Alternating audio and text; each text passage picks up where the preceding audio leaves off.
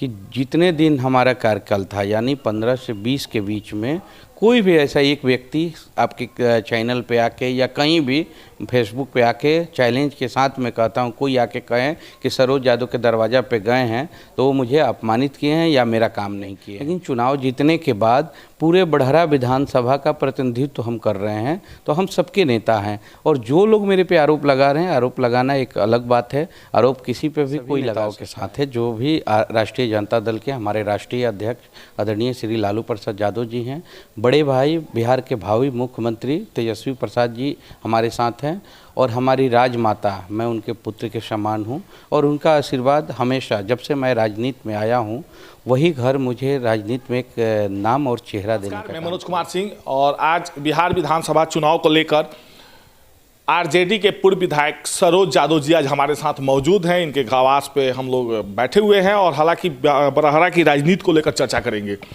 सरोज जी, काफ़ी मतलब आप पे आरोप लग रहा है, हमेशा आप चर्चा में रह रहे हैं, कभी DCLR का मामला आ जा रहा है, तो कभी कुछ, तो कभी ऑडियो वायरल हो जा रहा है, ये सब क्या चल रहा है? देखिए, जो जनता के बीच में सबसे पहले तो न्यूज़ 1 इंडिया को जितने भी व्यूअर्स या दर्शक हैं, सबसे पहले उनको मेरे तरफ से प्रणाम है, और मेरे बड़हरा विधानसभा के जनता को भी तहे दिल से धन्यवाद और प्रणाम है। और रही बात मेरे ऊपर जो आप बोलें कि क्या आरोप लग रहा है, क्या इस तरह का जो लोगों के द्वारा बताया जा रहा है, तो जो जनता के बीच में रहेंगे, जो जनता के सवालों के या जनता के मुद्दाओं को लेकर लड़ेंगे, उन्हीं पे आरोप लगता है। और रही बात, मैंने DCLR के पास, जो DCLR सदर आ रहा है, उनके पास हम गए थे, तो जनता की समस्या को लेकर के हम गए थे। देखिए, कोई भी जनप्रतिनिधि होता है तो अपनी जनता की समस्याओं के लिए, क्योंकि हमारे विधानसभा में 2 लाख 3 लाख लगभग 30,000 मतदाता हैं, तो वो अपने प्रतिनिधित्व चुनते हैं। मान लीजिए कोई जीतता है, कोई हारता है। हमारे साथ 71,309 वोट हमारे लोगों ने मुझे वोट दिया था, लेकिन उनकी समस्या तो हमारी समस्या है। उनके हम कहेंगे इसमें आपको कि इसमें बोल रहा है लोग कि सरोज यादव जातिवाद में काम करते हैं, लेकिन जो DCLR के पास जो मामला गया था उसमें तो राजपूत समाज के लोग भी की शायद पैरवी के लिए आप गए थे।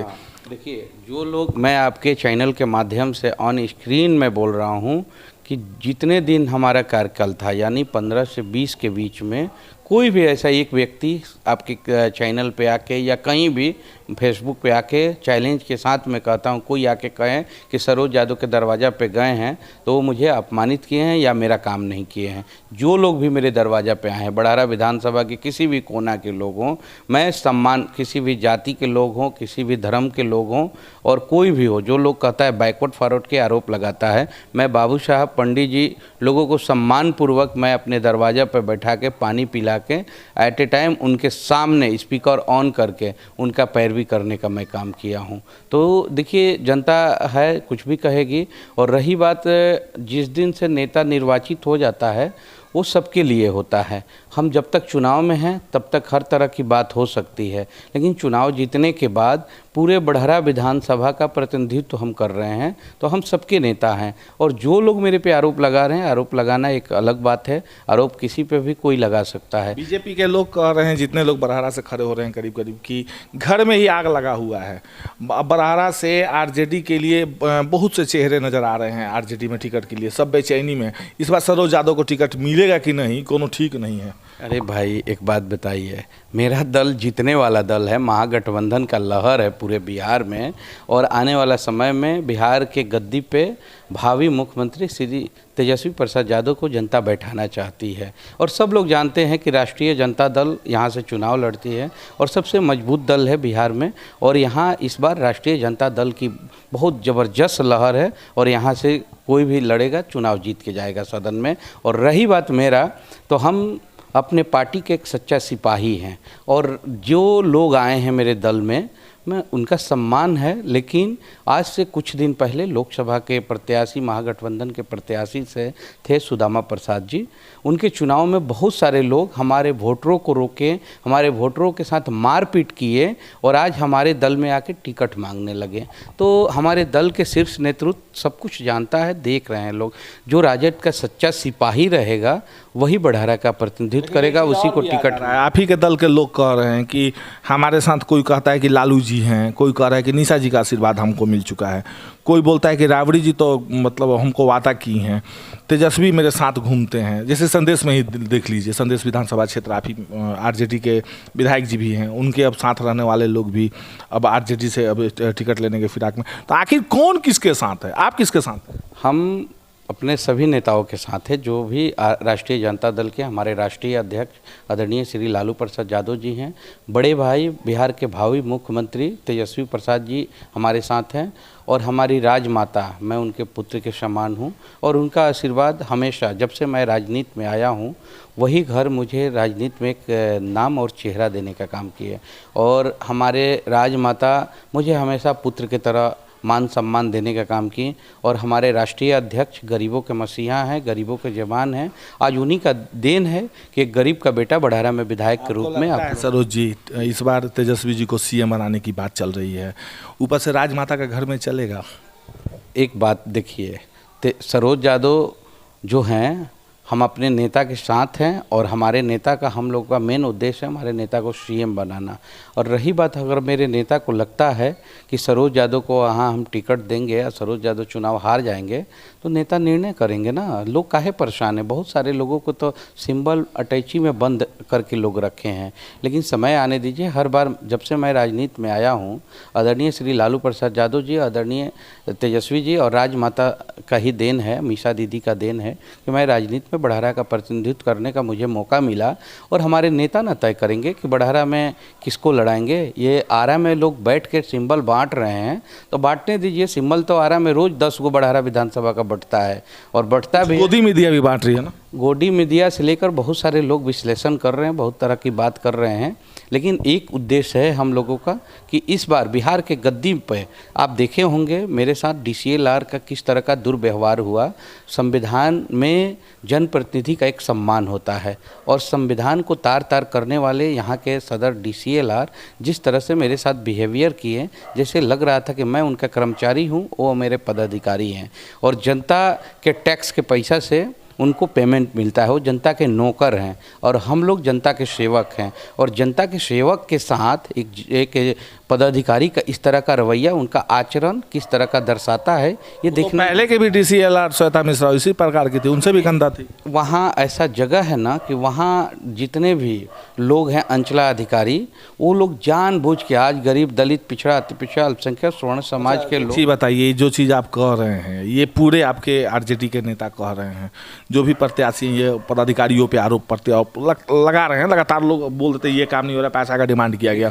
सुनिए ना सर, उसमें एक चीज़ हमको लग रहा है कि कहीं ना कहीं ये जो पैसा का वसूली होता है, आपको लगता है क्या कि कहीं ऊपर तक जाता है? देखिए, अभी जो सरकार चल रही है माननीय मुख्यमंत्री नीतीश कुमार जी के, इसमें चंद लोग इस सरकार को चला रहे हैं।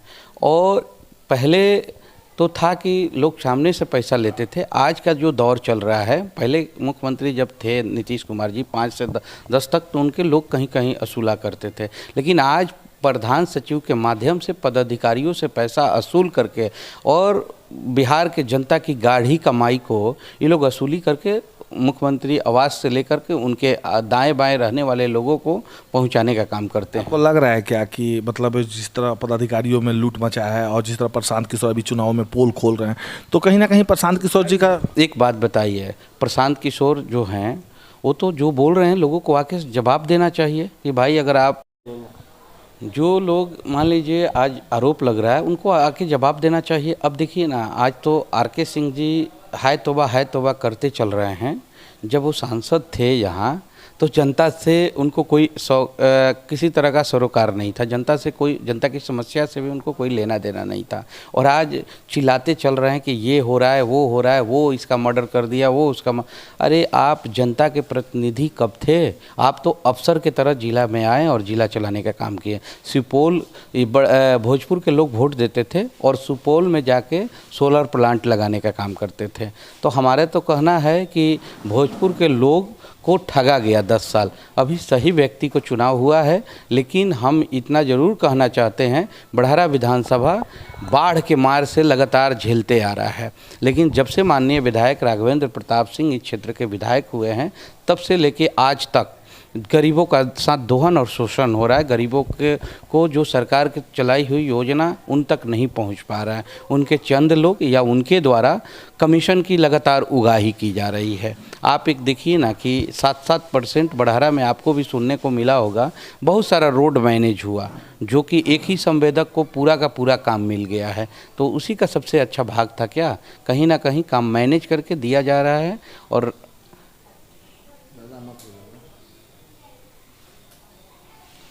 रही बात बढ़ारा विधानसभा का, तो मैं आपको बता देना चाहता हूं, बढ़ारा की जनता इस बार लड़ाई लड़ेगी। एक अंतिम सवाल सरोज जी आपसे, आपके दल से सारे पूंजीपति बालू माफिया से लेकर सारे लोग खड़े हैं, इतने बड़े बड़े पैसा वाले ही आपके पार्टी से खड़े हैं, और आप गरीब के बच्चा, आप गरीबी से शुरू से उठे हैं। आपको लगता है कि आरजेडी में इस बार जो आपके यहाँ घमसान मच रहा है? देखिए, राष्ट्रीय जनता दल हमारे गरीबों की पार्टी है। हमारे राष्ट्रीय अध्यक्ष जी भी गरीबी से ही आज देश बिहार को चलाने का काम किए। बिहार के अंतिम पावदान पे लोग खड़े थे। खर्चा बोल रहे हैं सर, इतना खर्चा बता रहे हैं, वो अंतिम पावदान के लोगों को ले आके मुख्य धारा में जोड़ने का काम किए। बढ़ारा में कभी कोई सोचा था क्या कि बढ़ारा में कोई गरीब का बेटा विधायक बनेगा? लेकिन आज लालू जी का ही देन है कि हम यहाँ विधायक बने। और रही बात, पूंजीपति से नहीं होता है, जनता सबसे मालिक होती है। और बढ़ारा में मैं दावे के साथ कहता हूँ आपके चैनल पे कि किसी में दम है, किसी भी प्रत्याशी में दम है तो एक सभा करके दिखाएं, जनता पता चल जाएगा।